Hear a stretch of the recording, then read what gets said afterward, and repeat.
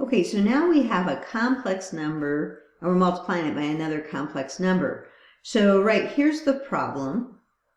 So they're both in a plus bi form, right? All complex numbers can be written in a plus bi form, but it kind of looks like, remember when we did things like x plus 2 times x plus 7, and we used FOIL, and we said, oh, it's a binomial times a binomial, and we FOILed it?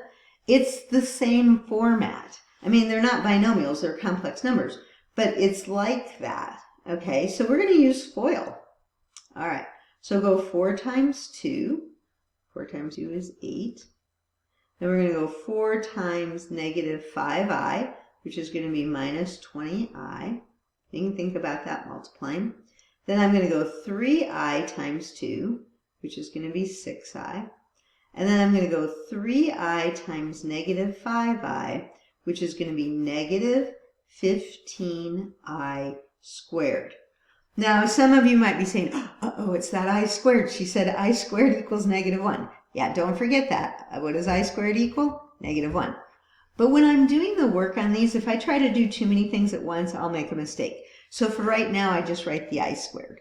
So hopefully you can see that. 3i times negative 5i, negative 15i squared. Okay, you're treating I like a variable. Okay, now there's some things we can do to simplify this, because that, right now, that's not a complex number in a plus bi form.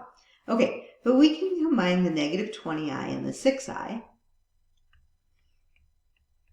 So negative 20i and 6i would be negative 14i. And then I'm going to think about this negative 15 times negative 1. I'm going to replace that I squared with negative 1. What is I squared? Negative 1. Like if you see me in the store, you say, hey, I squared is negative 1.